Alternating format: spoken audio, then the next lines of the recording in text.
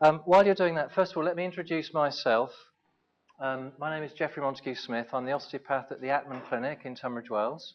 How many of you don't know me? Okay, well, welcome. I'm glad you could make it. We've been very lucky to be able to put on this presentation this evening, and I'm going to try and talk about the strategies that we've identified for keeping well in this world that we now live in. And we're very lucky to have had this evening sponsored by the company that we have a product range that we recommend in the clinic, and they're helping us with this evening in terms of sponsoring the event. That's the Juice Plus company, and we're very lucky to have Nicola Tolson with us this evening. Nikki, stand up so everyone can see you. She's a national marketing director with the company, and when I've finished, we're going to have a little break, and then for those of you that are interested to find out a bit more about how this franchise for the product is working and the income stream that's possible, she'll be talking a little bit more about that after I finish. So, first of all, how many of you absolutely know that you're doing enough exercise to keep the body fit and strong and flexible? Hands up.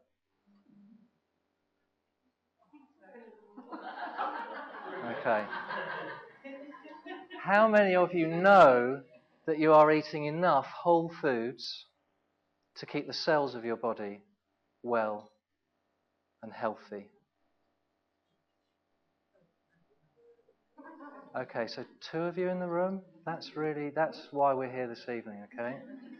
And you know, the thing is, I know what to do, and I still can't do what we know we should do. And as we go through the talk, you're going to realize a little bit about why we've got such a challenge to literally keep well in this modern era that we live in, okay? So, let's get started. So we can all agree probably that lifestyle choices influence our health and our longevity.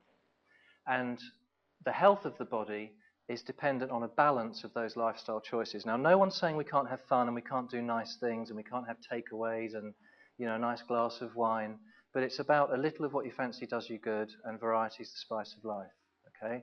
Because if we make the wrong choices too much, we know we're going to get sick.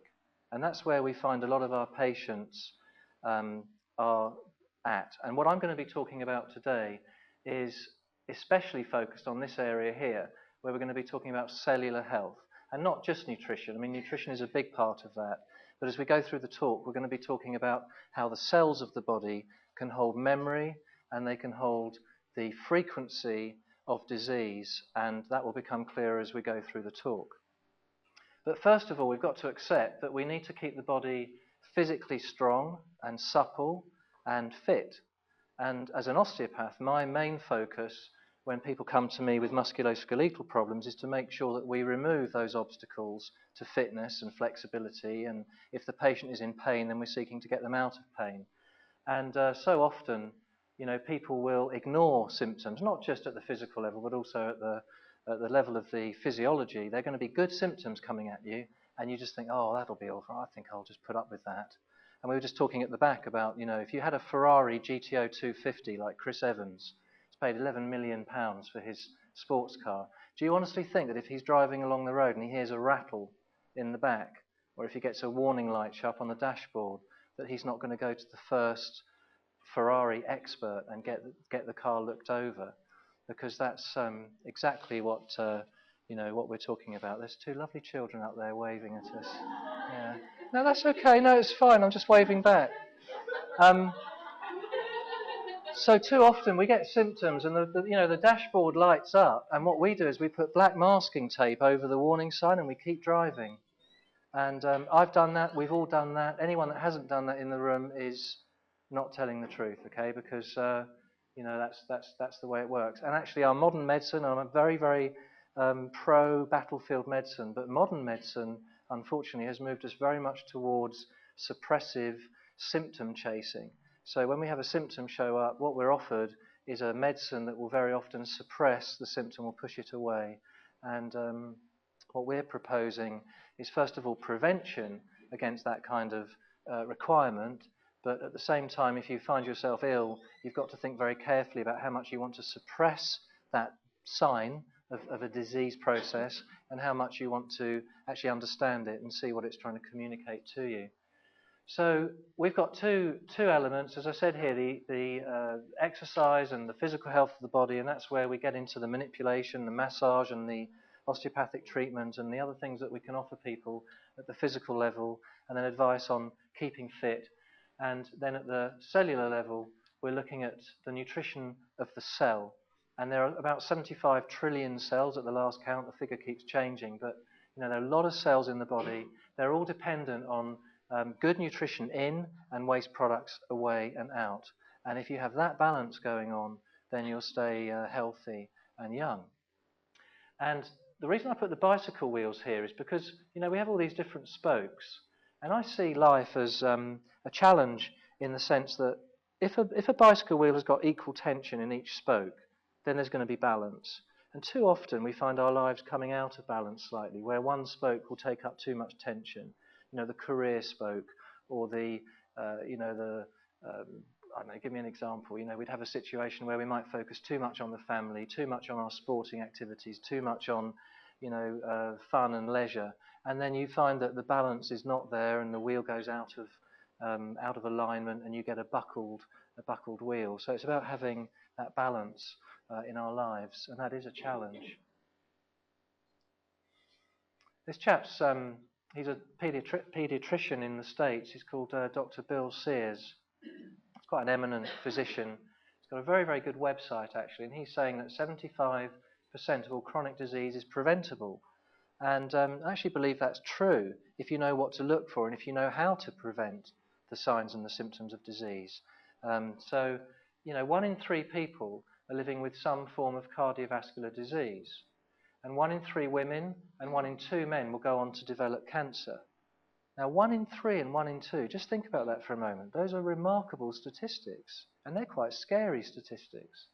1 in 2 people will develop diabetes by 2020. Half the population will be diabetic within the next 10 years. That's the prediction.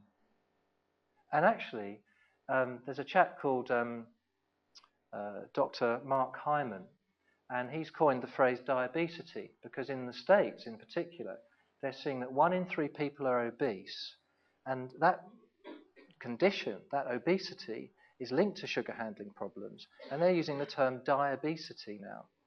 And the suggestion is that a lot of people are actually in a pre-diabetic state and walking around with a diabetic kind of health condition undiagnosed.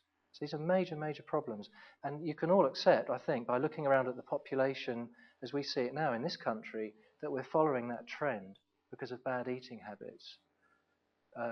Claudia, we were talking earlier about the lady on the hospital food doctor. She was a nurse and she was eating how much Coke? I mean, she was 6 litres a day. Did anyone see that program? I missed it. I mean, she's a nurse and she's drinking that much Coca-Cola. So, 116 million people, the IOM report, 116 million people are living in chronic pain in the United States. That's a third of their population. So these are not insignificant figures. So how do we prevent getting sick like that? It's very, very easy, actually, and we do know what we need to do, and the science proves it out, and I'm going to be covering some of that as we go through today. So we need to consume more whole foods and fewer processed foods. Let's take an average supermarket in Tunbridge Wells. How many aisles are there, do you think, in the supermarket? If you count them, what do you think? 16, 17, 18 aisles? How many of them are devoted to whole foods? Right, if I walk into Sainsbury's and I walk in the front door, I've got the vegetables and the fruits, and then I've got the fish counter and the meats, and there's very, very little space devoted to whole foods. The rest is packaged and processed food, and that's a problem because we're being conditioned, I think, to rely on the fact that we can get something in a packet. And I mean, my wife gave me some hot cross buns the other day, which were out of date, to take to work. And they were 3 days out of date, and there was no mould on them, they were fine. And then I put them in my filing cabinet. For those of you who know my treatment room, I've got my snack drawer in the top of my filing cabinet. And I went back to those hot cross buns 5 days later, so they're now about 10 days out of date, and they were still fine. Now, if that hot cross bun isn't going off, then there's something in that hot cross bun that's keeping it from going off. And I actually threw them away. I looked at them and I thought I could eat that, but I'm not going to. And so, a lot of those processed packaged foods are, built for longevity, and they're not very alive foods. The other thing we need to do is to drink plenty of pure water. And the company that make Juice Plus started out by making water filtration systems. And the premise there was to take your tap water and remove the chlorine and all the contaminants under the sink to give people bottled quality water actually in their home. And I haven't personally drunk tap water since I was 8 years old. And I think it's something that we need to be very mindful of, because the water that comes out of our taps is safe for drinking, but it's chlorinated and it's full of all sorts of chemicals and byproducts from the farming industry and the pharmaceutical industry, because, the pill and various other things. We were speaking earlier, weren't we, today, about how a lot of these things are in the water, and it's probably better not to consume that when you, cook your pasta and whatever other foods you're going to cook with, and the water that you're going to drink. It's better if it's clean, bottle quality water. So I would advise you all to look at the option of getting an under sink water filter. Very easy to fit, very easy to provide you with all the water you need for the family. And then, of course, we have to get plenty of exercise, which is obvious. If you don't keep the body moving, if you don't keep the body strong, it's going to suffer and deteriorate. That will be the topic of another talk when we get into the osteopathic bodywork side. We're going to be running a series of these lectures, and we'll go into a lot more depth as to how the structural aspects come into play and what we can do to keep the body well, and how to understand what's happening when you see your osteopath or chiropractor or physiotherapist. We need to get adequate sleep. There's a circadian rhythm which the body relies on, and too often, particularly in this day of iPads and things, people are working on computers late into the night or using their iPads, and they're getting a photo reaction, where the body is meant to shut down after it gets dark, and the pineal gland is kind of getting ready for sleep and producing melatonin. So if we're in front of our laptop or our computer for too long at night, we're going to stimulate that pituitary gland, and we're going to find it difficult to get to sleep. And the 10 p.m. surge of melatonin that puts us to sleep won't quite get the job done.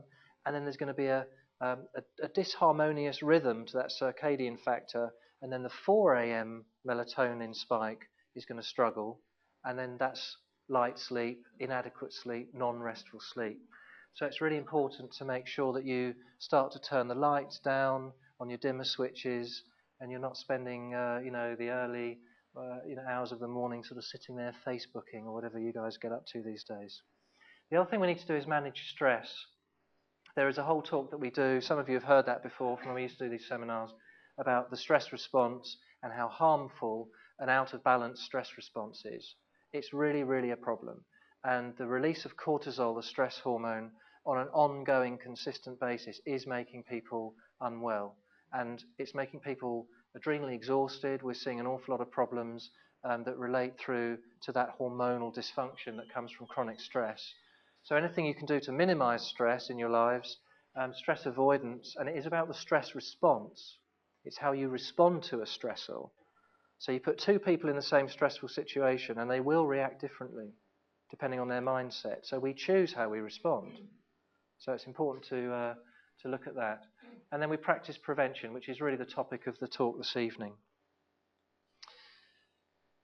So every time we function at a cellular level, which is really the focus of the talk this evening, we produce exhaust gases, just like a car engine. So when it's burning and it's producing energy from the fuel that's being put in, we're producing exhaust gases, and that's called oxidative stress in the body.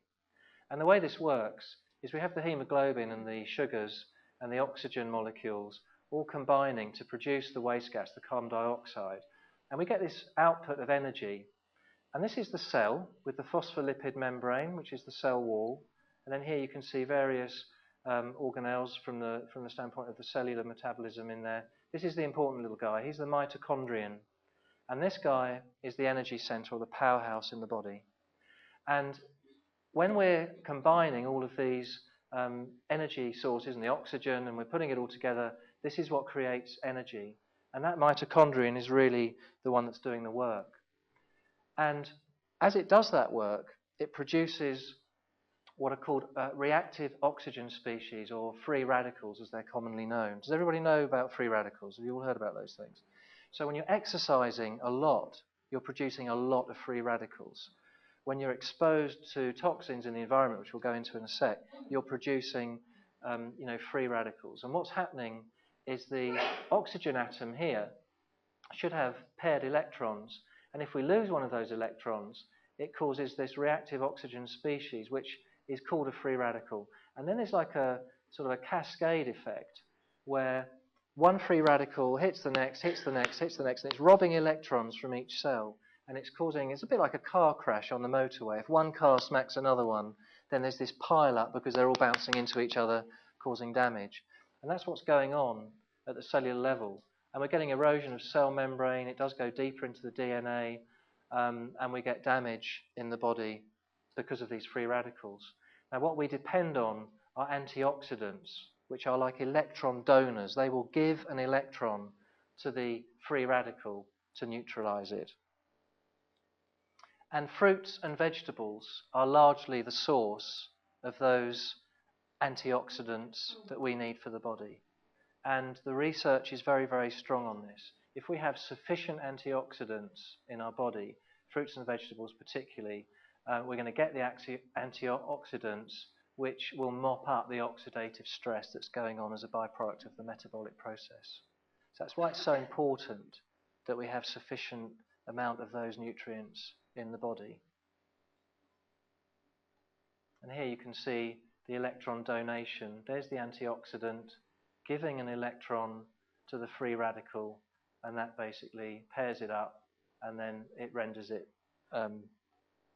unhostile, we could say. Now, we all know that there are nutrients in fruits and vegetables which include vitamins and minerals. We're all very well aware of that. But what's becoming very interesting in terms of where science is taking us is the phytonutrients that are in these foods.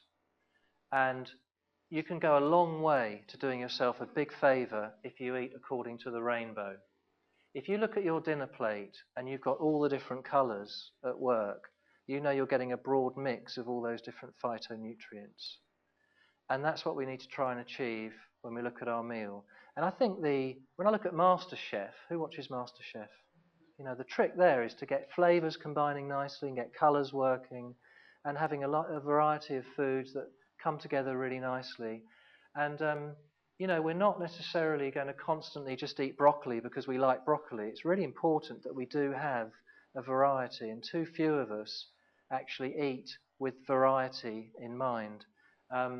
So you can see all the different phytonutrients that are available in these different foods, and they're all very, very important in their own right. A lot of these in the darker berries are very, very good for anti-aging. I mean, these are all highly, highly nutritious in their antioxidant capacity. Don't worry. I mean, if you want this presentation so you can see the detail, it's going to be emailable to you. So you just have to get in touch with us, and we're going to send you the presentation, and then you can have all the slides so you can refer back to it if you want to. So we know that we have the vitamins, we know that we have the minerals. We've just seen how the phytonutrients are available in the foods from the different colour groups. And the other thing that we need to consider are the enzymes. And what enzymes do for us, they help with our digestive process. The body requires enzymes to break down the different foods. But every single metabolic process in the body is driven by enzymes. So if we eat raw fruits and vegetables, we're getting those enzymes in quantity, and that's why a lot of people are very pro eating a raw food diet to a certain extent, because it actually gives you the enzymes that you need to help digest the food that you're going to have. There are several books that I can recommend on these topics. This guy's Ori Hofmelker. He's written a book called The Warrior Diet, which I really like. He's talking about eat as much food as you want, but make sure it's after dark, because we're all warriors, particularly the men. And he said, in the book. Basically, no one's really in the mood for breakfast, if they're honest. Lunchtime, you're a bit peckish. But at the end of the day, when you've been out swinging your club and you come back with your deer over your shoulder, you want to light a fire and feast. And that kind of makes sense, you know. I mean, for the guys, maybe that's true. I tend to find that's how I eat instinctively. I don't have that much for breakfast. I have a very light lunch, and I tend to have a large meal at the end of the day. And he says you can eat as much as you want and not gain weight. And most of, you know, I'm kind of finding that works for me. We've got the gut and psychology syndrome, which is about how to keep the gut healthy, how to clear the gut, how to get rid of inflammatory bowel, food allergies. It's all about brain toxins. These are great resources, so I'll leave them out and you can have a look and see what you think. This one, Put Your Heart in Your Mouth, again by Natasha Campbell-McBride, is all about the lie that we've been fed about cholesterol and how we should avoid animal fats. Actually, they're very, very essential for our physiology.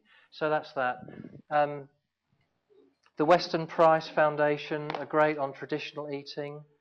These DVDs are available on Amazon. They're a great resource, some great speakers talking about really how to stay well and how to rely on whole foods, where to source your whole foods, grass-fed meats, biodynamic foods. These are good resources. So do check them out at the end.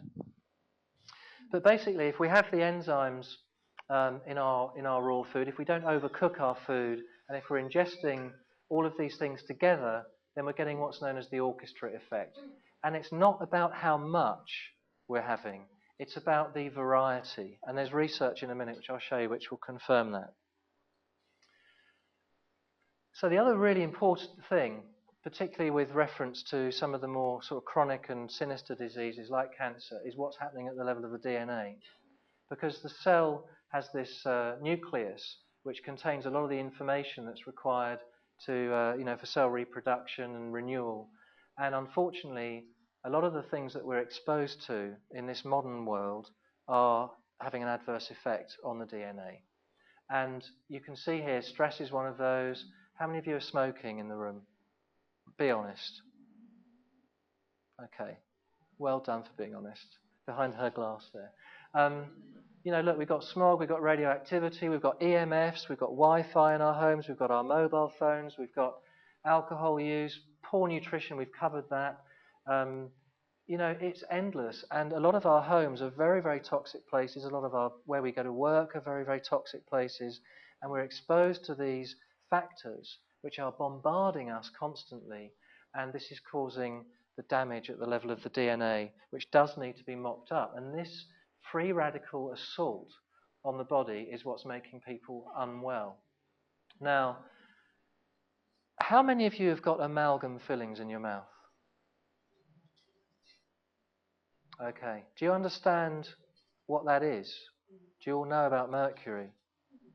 Okay. Now, you all know that the World Health Organization has said that there's no safe limit for mercury. Okay. Now, what I recommend you do is go to this. There's a link here which will be on the notes if you want the notes. But go to the University of Calgary on YouTube. Type in University of Calgary and amalgam, because these are mercury amalgams.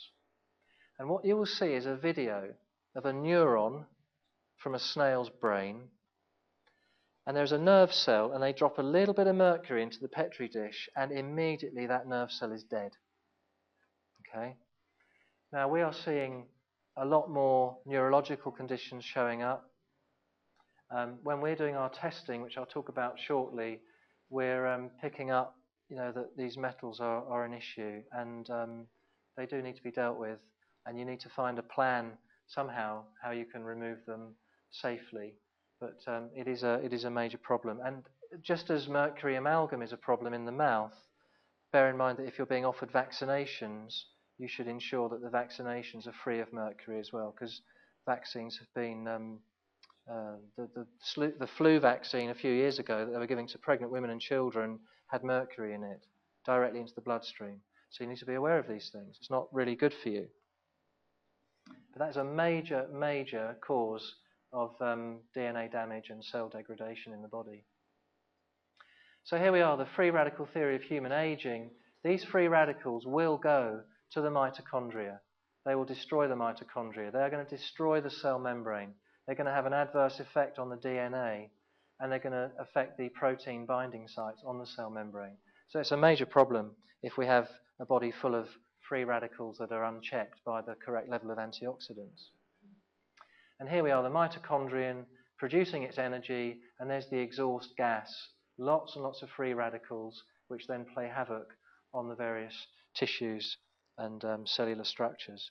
Now, if the mitochondria are being attacked by those free radicals, bearing in mind that the mitochondrion is the energy house, the powerhouse of the cell, are you surprised that we're seeing that? I mean, hands up who feels really alive and full of beans? Good. Yeah. But the majority of, I know I'm in a special situation because as a clinician, people are coming in and they're telling me how they don't feel like they've got that zing. They're tired. But a lot of it is because they're inadequately nourished. Sometimes we can say that we're overfed and undernourished. So the government are trying to advise us on how to eat well and how to have balance in our diet. And they're saying that fruits and vegetables need to make up a large component of our diet. And then we have the meats, and here you can see the dairy, and here are the grains. I would sort of take issue with some of this because the patients we're seeing with chronic inflammation are eating too many grains, and we are now realizing that we need to be removing the grains from the diet. There's a lot of work being done now to show that actually that is a major source of trouble. These, in some cases, are anti-nutrients. The Western Price material is very good on describing how you can work effectively with grains into the diet, how you can soak them and prepare them, and the phytate factors can be dealt with by preparing them in a certain way. And here, the foods and drinks high in fat or sugar, they've got them as a small area here. So that's what the government are telling us we need to do. I'm not entirely sure that that's right from what we're seeing in the clinic. I'm not actually a nutritionist, I'm an osteopath. We have a couple of nutritionists in the room. So Vanessa and Claudia, these are the guys you need to, if you have any questions in the break, grab them because they'll know all the answers, okay? So, what are we seeing in terms of illness? The cardiovascular system is a major cause of illness. You saw in that slide with Bill Sears, 1 in 3 people are going to have some kind of cardiovascular problem. Huge amounts of blood pressure. We're seeing heart attacks and strokes, and that's something that everybody is aware of. We all know people that have suffered with those problems. The blood pressure issue is huge. The pharmaceutical companies are very quick to put you on blood pressure medicines if it starts to creep up even just a slight bit, and I'm not sure that's the best answer. We do have options. Here we've got a little bit of work done by the Transcendental Meditation guys, and they basically, against a control, taught people how to meditate, and you can see here they drop them 10 millimeters of mercury on their blood pressure. So, there are options. If you go into the doctor with a blood pressure situation, don't just accept the fact that you need to be on a drug. You need to look at the reasons why the blood pressure has started to elevate. And quite often with dietary modification, exercise, and mindfulness training, meditation, those kind of things, you can solve the problem without necessarily going to drugs. This is the EPIC heart study, and a very, very important study. It talks about fruit and vegetable intake. And to summarize it, what they found in the EPIC study was that those who averaged 8 or more servings of fruits and vegetables per day were 22% less likely to have a heart attack. Okay? So 8 portions or more shouldn't be difficult to achieve. I was in the sandwich bar at lunchtime buying a sandwich, and the guy next to me had a ham roll being made for him, and he had a little bit of pepper and salad and onion, and the guy sort of closed it together, and there wasn't much, it wasn't even a handful, and he said, well, at least that's my 5 a day, because he had a few different varieties. And I said to him, a serving, 5 a day serving, is a handful. And I said, I'm giving a talk on this evening, and he looked at me like I was some kind of idiot. And so there are people out there who think if they have a little bit, if they have 5 different things, that's enough, and it really isn't. But if you can get to 8 or more servings, and bear in mind that isn't 5, that's 8, and now it looks like it needs to be 9 to 13 because of the hostile environment that we live in and operate in, you can protect yourself. So here, I'll just read this because it's difficult to see. Commonly one hears the clinical line of argument: if fruit and vegetables are protective, why not isolate the protective nutrient, put it in a pill, and thereby dispense with worry about diet? That approach has not proved useful. Trials of antioxidant vitamins have not led to reductions in either cancer or cardiovascular disease. Now, the key thing there is trials of vitamins. Okay, remember that, it's important. So that may be because antioxidant vitamins were not the crucial protective components, or it is the foods and indeed dietary patterns that are important, not specific micronutrients. I commented above that an odds ratio of 0.78 made conclusions about causation somewhat shaky. Such an odds ratio is, however, of huge practical importance. Cardiovascular disease is the most common cause of death. A reduction of 22% is huge. But this reduction in mortality comes with consumption of 8 portions a day, or 640 grams. Such high consumption was found in only 18% of the men and women in these 8 cohorts. So the ones that actually took 8 servings a day, that had that 22% difference, it was only 18% of the study group. And that's pretty much what we saw in the room just now. If we're really honest, who's having 8 portions a day? We need to do better if we're going to stay well. So there would need to be a big shift in dietary patterns to achieve this healthy consumption of 8 portions a day. It's worth trying to move in that direction. Reductions in cancers of several sites, in blood pressure and stroke would add to this reduction in fatal coronary heart disease. Moving to a diet that emphasises fruit and vegetables is of great importance to public health. And it is absolutely essential. Now, what we know is that if there's chronic inflammation in the body, and it's being coined the secret killer, we have trouble. And when the body gets damaged, like a cut, obviously you're going to get red, you're going to get inflammation, you're going to get pain, and you're going to get repair. That's normal. Now, when it goes wrong is when you've got chronic inflammation. Now, this is a digestive tract that you can see is chronically inflamed and blistered. And that isn't a nice situation. The question is, what's the trigger? What's driving that reaction? And we'll consider this as we go on. We know that inflammation is at the heart of a lot of the major diseases that we're seeing.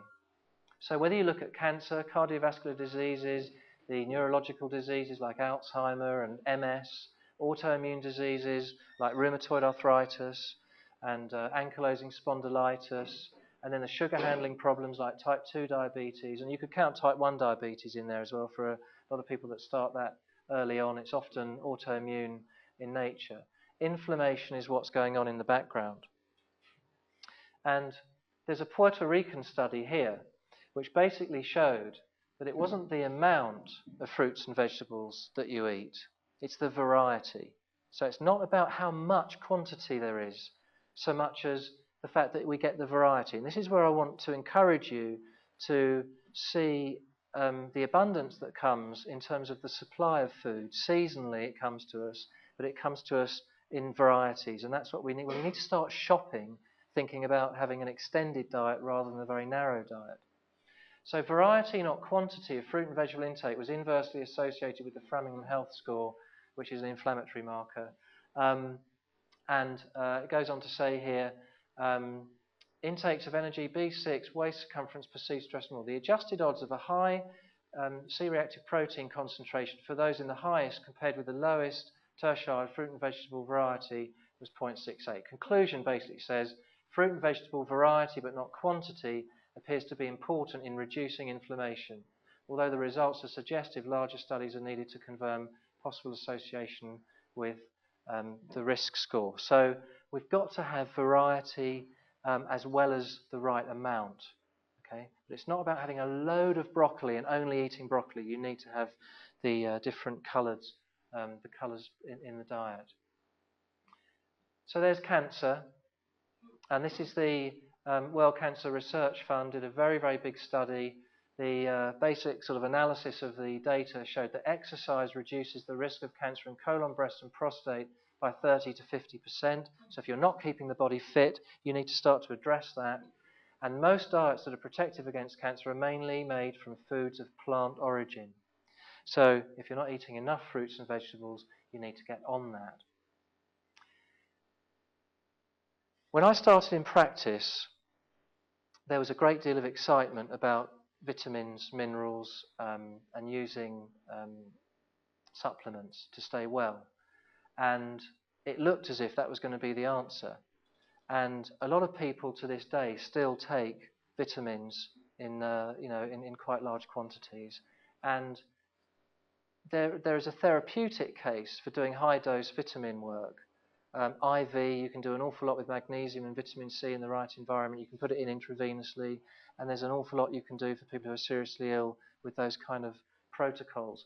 But the data is actually not that great relative to the whole period that we've been using vitamins for supplementation. The science isn't actually saying that there have been significant benefits to taking these nutrients.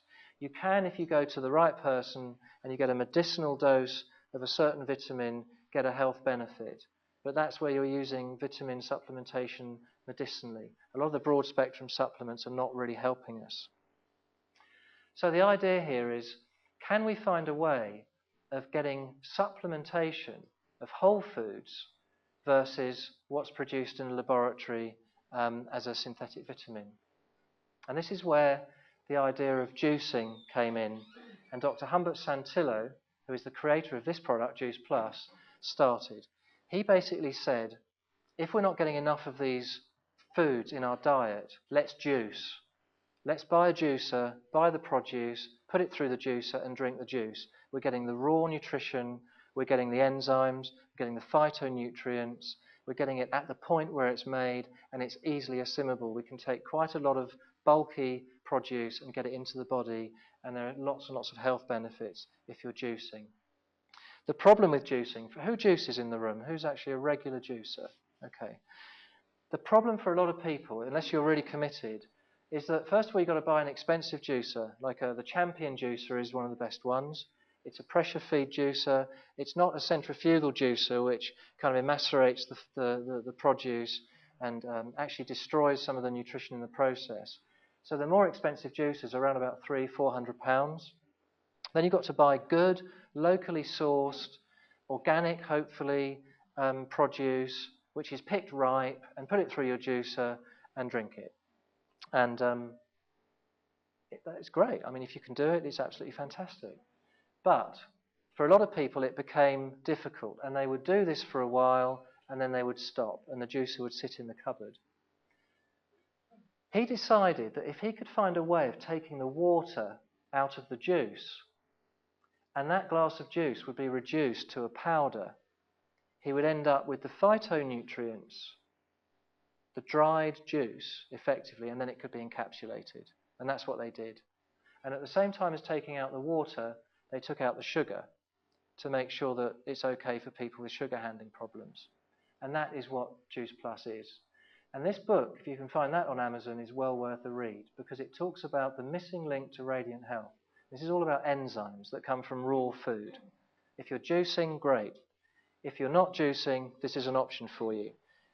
The preference is to physically eat the food as it comes to us from nature, but make sure you have the variety. So you've got to know what your options are. So when we look at phytonutrients, if we look at an apple and what's in an apple versus what's in a multivitamin, these are all the different phytonutrients that are in an apple. You can go on the internet and you can find that. And they probably haven't discovered the half of what's in an apple, but that's what we know so far is in an apple. So you can see all these different components. Now, if you look at what comes to you from a multivitamin, you're missing all of those ingredients that are in the whole food. And this is why the research is showing that eat the whole food to stay well. The supplementation as a general backup is not going to do it for you. With the Juice Plus product, you've got a whole food supplement in a capsule. So you've got the fruit blend, the vegetable blend, and the vineyard, the berry blend. And all the different varieties are there, all the different colours. We use it at home, we recommend it in the clinic, and it's a product that's been around for a long time. These are what's in the capsules. Again, you can see it's not a vitamin, it's not a mineral, it's a whole food supplement. It's the juice, dried and encapsulated. And they do add a few other factors. They add some lactobacillus, they've added some beta-carotene, some date powder, papaya powder, prune powder, folic acid. And this is actually a sea algae, which is a very high antioxidant algae. It's very, very good for you. Here's the vegetable blend. They've added spirulina, garlic powder, lactobacillus again, which is a probiotic. Again, there's the sea algae in there. You can see they've added L-arginine. We've got the L-carnitine, which helps to convert food to energy. We've got grapeseed extract as an antioxidant. Artichoke leaf, which is really good for the fat metabolism and lowering cholesterol. Coenzyme Q10, which is really important for the energy of particularly the heart, the liver and the kidneys. And if you're on statins, make sure you're taking CoQ10 if you're on statins, because statins rob particularly the liver. That's why there's some problems with statins and the liver. So what we're suggesting is that a product like this, if you're not physically able to eat the produce, is an option for you. It's a gap. It fills the gap. And particularly for kids who are fussy eaters, we've got the chewables, which are very, very nice gummies, and that contains all the nutrition. Just so you can be sure that this isn't a product that looks good but doesn't get the job done, there's an awful lot of research on this product. The product has been available since 1993. I was at the launch at Dallas back then, and very impressive. We didn't actually have the research in the early days, but now, nearly 20 years later, there's a great deal of research from peer-reviewed organisations and universities that have studied the product. And this is a list of all those different universities worldwide and hospitals and research centres. And it's the most researched brand name nutritional product in the world. And yeah, you've seen the slide. A lot of people you talk to about these concepts will literally, the shutters will come down and they're going to say, look, I'm fine. You know, I'm driving my Ferrari, it's rattling a bit, and it's okay. And, you know, what I want to try and encourage you to think about tonight, is that we do really need to take steps to make sure that just at the basic level, we're giving ourselves the right phytonutrients to stay well. For cellular optimization. It goes beyond that, though, because the work we do in the clinic, in terms of cellular health, gets into deeper areas. Now, I'm going to talk a little bit about what we do in the clinic now to work with cellular health, cell memory, and what we call epigenetics. Are you all okay so far still? Okay? Won't be long. We'll have a break in a minute. So there's nothing more dangerous than a closed mind. And for a lot of people that I talk to about the work that I do find that I'm coming up against people who just don't see it, particularly doctors who are very fixed on a certain way of looking at things. But the way we like to work in our clinic, we work with this template which basically takes the patient through a certain process. So the very first thing we have to do is prepare the patient for the work that we're going to do in terms of cellular nutrition, uptake and detoxification. And then after we've done that, we move them into endocrine support, liver support, and optimized gut healing. And then we look at causative factors, which will cause the things like the bowel inflammation that you saw earlier. And then we get into the maintenance aspect once we've moved them through the process. And it is a process, and it is quite challenging. As a practitioner, we have to navigate our way as best we can, and we do our best. And as much as possible, the patients, if they're compliant, will find their way through that process. Part of the assessment process, as an osteopath, we're interested in what's going on physically and structurally, because the physical structure of the body has an effect on what's going on inside the body. You know, there's this idea that structure governs function. And we also look at lab tests. Occasionally we're going to send for saliva samples and sometimes stool samples and various other testing processes that we put the patient through. And then the main focus for my work is using something called EAV, which is electroacupuncture according to Vol. So we've got a way of measuring the meridians on the body. And I'll show you a little bit of how that works as we go on. The first thing we have to do with a patient is open up systemic drainage and make sure there's nutrient uptake. And there needs to be sufficient level of enzyme function. The bowel has to be working properly. We have to have good elimination in the colon so that we're not constipated and developing toxic environment in the bowel. We have to make sure the patient is drinking enough water, which is what we talked about earlier. And then there's an alkalization process that very often has to occur because a lot of patients who come in sick are actually quite acidic. So we've got a whole range of products that we can offer people. When we test for these different products, we're going to talk to them about their diet, but we're going to use different products to help them get started and literally open the channels and restore cell communication. And very often that's going to include a probiotic supplement to get the bowel flora balanced. It's going to include colon clearing remedies and herbal remedies to cleanse and clear the system. It's going to include a remedy to get hydration working properly, and we've got minerals in a liquid form, and these are the products that we'd start to get the patient using just to get them out of the trouble that they're in when they first arrive in the clinic.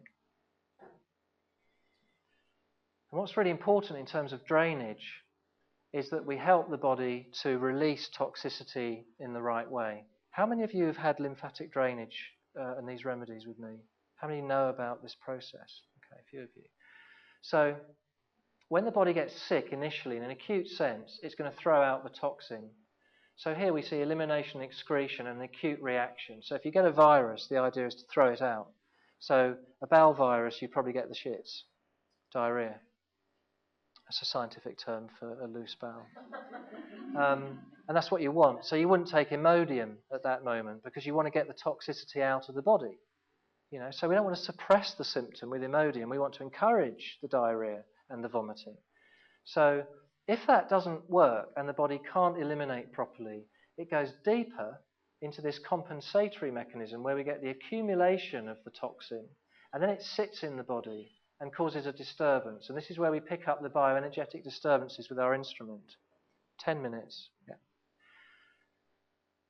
If this doesn't work and the body can't any longer cope with that toxin deep in the system, it literally accepts it as host, and the response becomes rigid. It no longer mounts a reaction to it. So that toxin, like the amalgam filling in your mouth, becomes part of you, and you no longer seek to eliminate that toxicity. So now it builds, and that's what makes you sick. Because the body would kill itself fighting. So as a survival mechanism, it basically says, well, I have to accept that toxin as host. Otherwise, I'm going to just die fighting. So with our medicine, what we seek to do is identify where the toxins are and then very gently bring them back out so the body can start to eliminate and clear the system. And that's why when you go for appointments with practitioners who are dealing with natural medicine, you'll very often find that as you go through the process, old symptoms start to come up, and you can sometimes accuse the practitioner of making you sicker than when you started. So we have this release sometimes of the symptoms, and it has to be done gently and with caution. We don't want to make people overly unwell by giving them the remedies to fix these problems. But at the same time, sometimes there's a little bit of discomfort along the way. And if you find that you meet old symptoms coming out, you're shaking hands with that symptom. It's coming out again, but you're saying goodbye to it, not hello. Okay? So that's very often what's happening. And depending on what level of drainage shows up, we know where we're at with that patient. We can see exactly what level they're at in this bioenergetic flow system. And this is called biotoxicosis. And the science of this is called homotoxicology, which is the study of the toxic nature of man. So the next phase we need to get into is where we support the adrenals, and with that comes thyroid support. And we need to make sure liver phase 1 and 2 is working.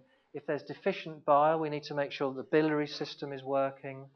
And we absolutely have to ensure that the small intestine is healthy, that the cells of the small intestine are able to absorb the nutrition as it comes through, and that the lymph tissue in the bowel is operating correctly, because 70% of your immune function is gut modulated.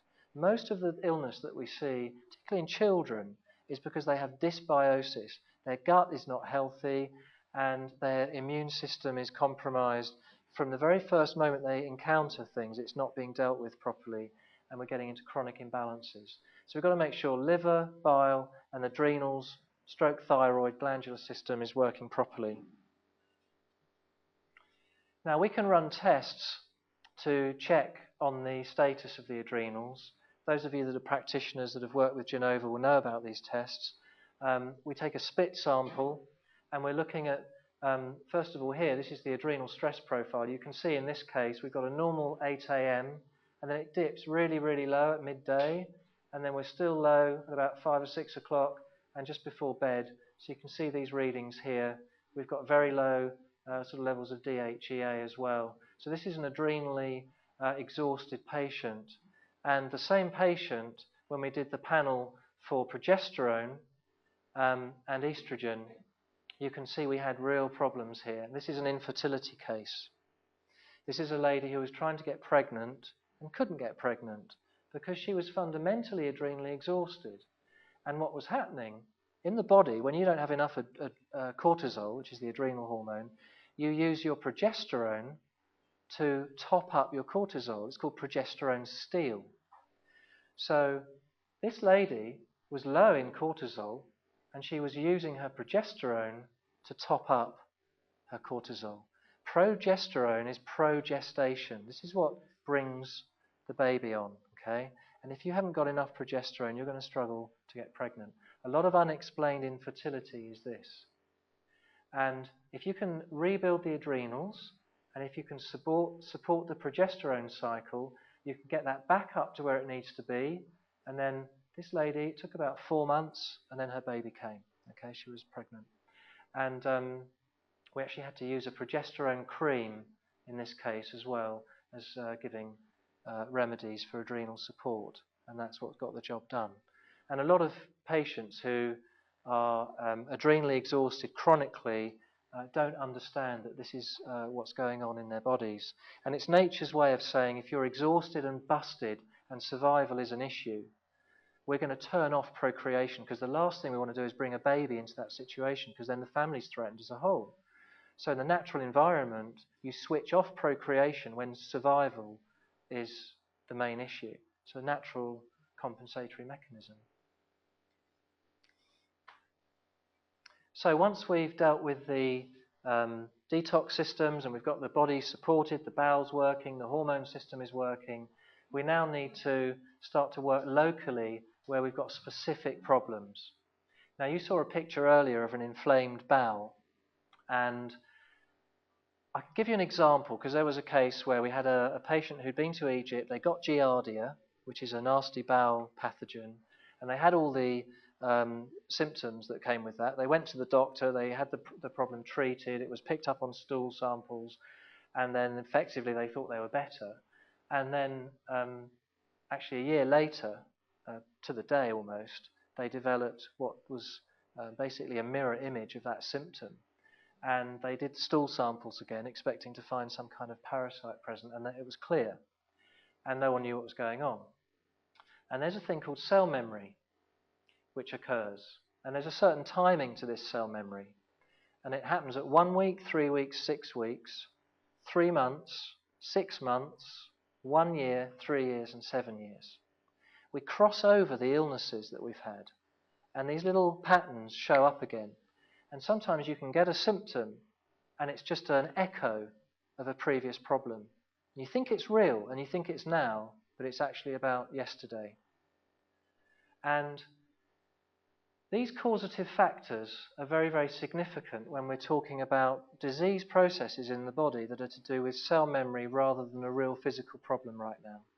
And that's where these specific nosode detoxifiers, which are aimed at xenobiotics, which is a foreign biological agent. So Giardia is a bowel parasite, and in this situation, with a bowel parasite cell memory at work, we would use a homeopathic remedy which has got that bowel parasite in it. And I'll show you how this works.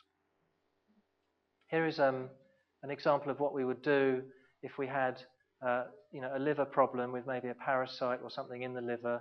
There's a drainage medicine for the liver, homeopathic, a homeopathic detoxifier for the liver.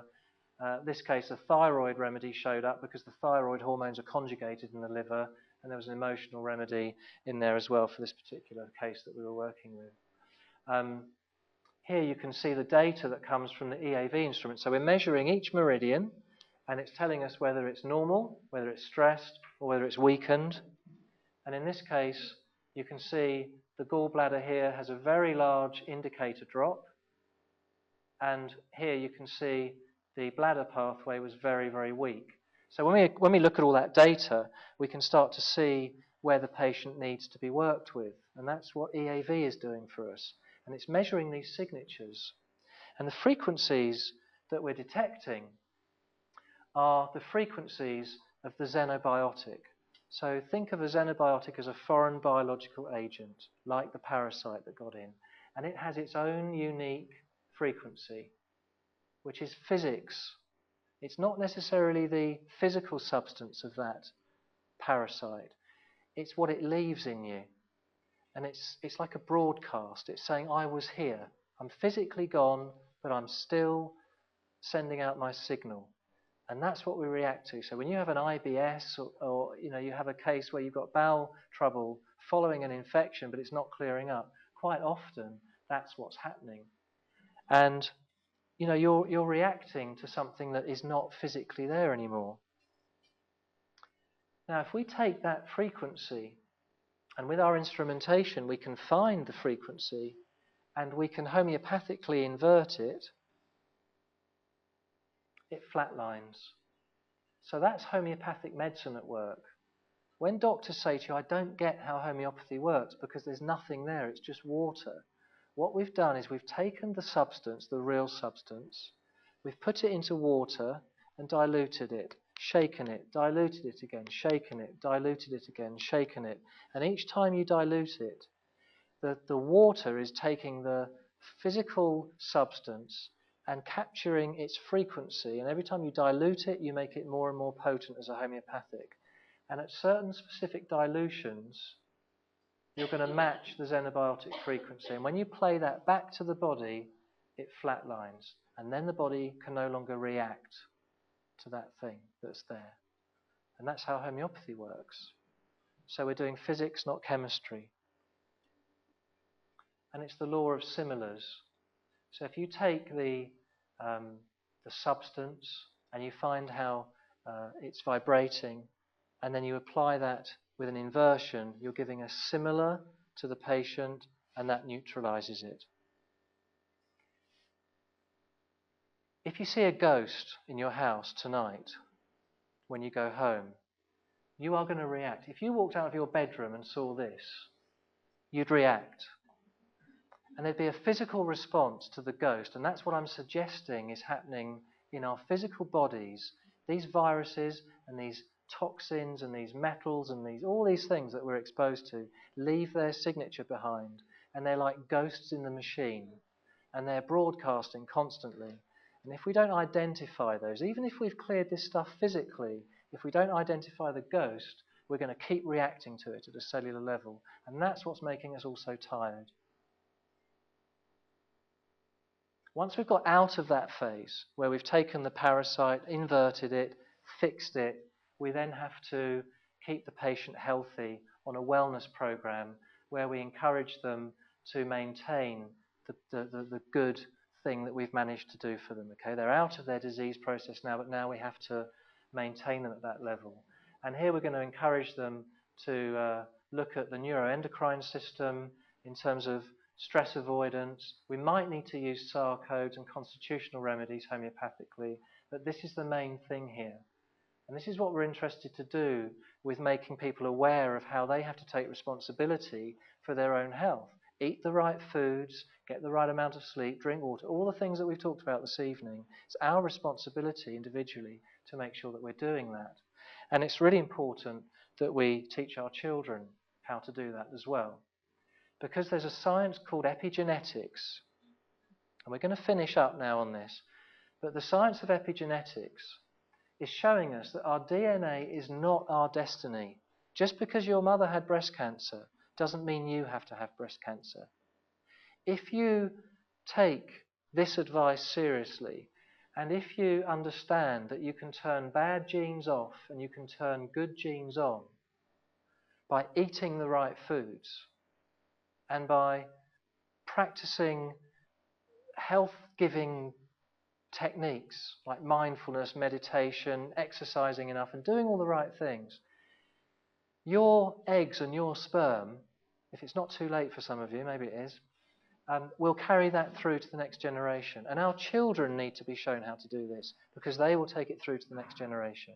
And that's why, successively, we are seeing now our children sicker than we are. And we're all seeing it. We're seeing, in the States, they've got children of 20 with type 2 diabetes. And it's predicted that this generation now, the youngsters now, are going to be the first generation to die before their parents.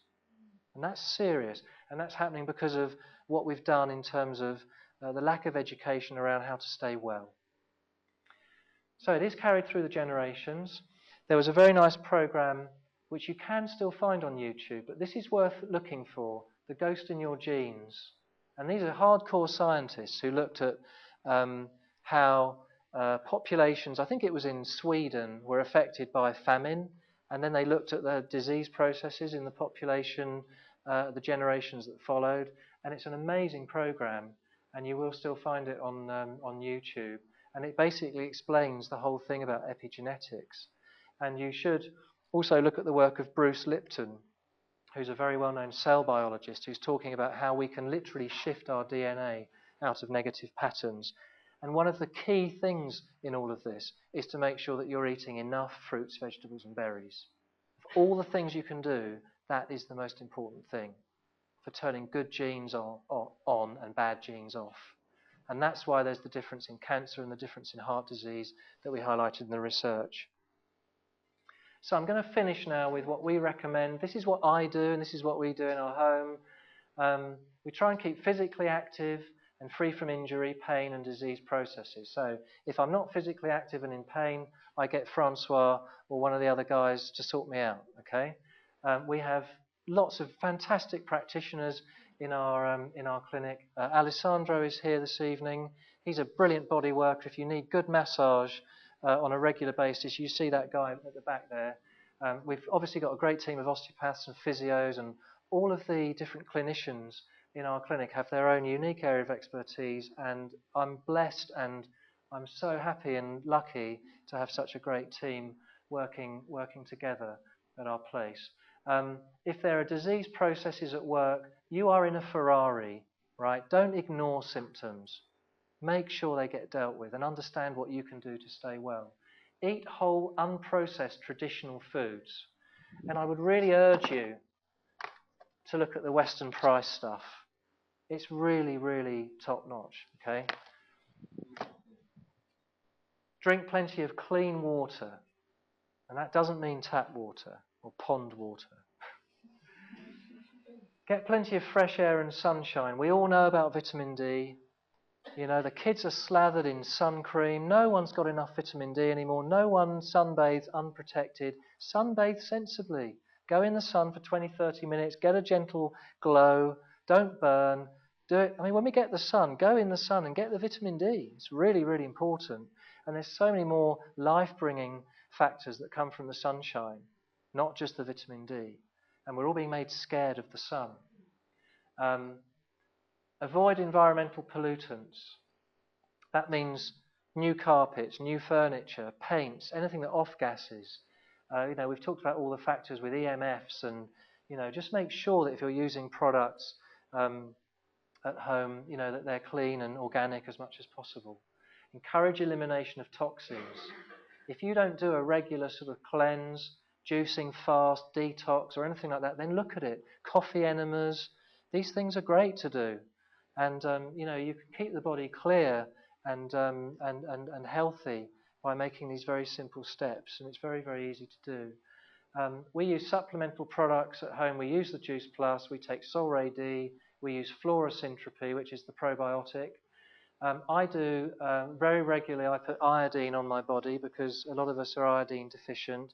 Unless you're eating seaweed and things, you're going to find the iodine levels in this part of the world are not so good. We use also iodized salt, which you can buy in Waitrose. I take coconut oil off the spoon. You get organic coconut. It's a very nice fat to put into the body. It's very important for cell membranes to have enough of the fats, as is animal fat. It's important to have a little bit of animal fat, in moderation. And then we use the fish oil because a lot of the fish these days, unfortunately, are contaminated with mercury. So I hate to say it, but sometimes you need a fish oil supplement which is clean and clear of dioxins and mercury, because that's kind of the safest way to get those fish oils in. Finally, what's very important is staying free of tension and stress. So meditation, contemplation, mindfulness. It's nice to eat a meal and be mindful of your meal and actually concentrate on what you're doing in every moment. It's difficult to do in this busy world, but that's what we would encourage. So that's kind of the formula based on what we've said about the whole process of how to avoid illness and how to stay well. And I hope some of that's been of interest. It's been an absolute pleasure to see you all this evening. And as I said, we're very, very keen to sort of do more of these talks and go into the different facets of how this all works. So we will be doing more in the future. Nicola will be speaking briefly about the detail of Juice Plus and what's on offer with the company. We do have actually a very interesting weight loss product that's about to launch in a month's time, and that works very, very nicely alongside the phytonutrients that are in the Juice Plus. It's an exceptionally well thought out plan, and we will be using that in our clinic for people that want that kind of support to get them back on track. And then we go into the maintenance where you eat the right foods and stay well in this way. So thank you very much for listening. Have a little drink, and if you wish to come back, Nicola's going to be giving a very short 20-minute presentation. 10 minutes. So thanks all very much. Okay. Bye-bye.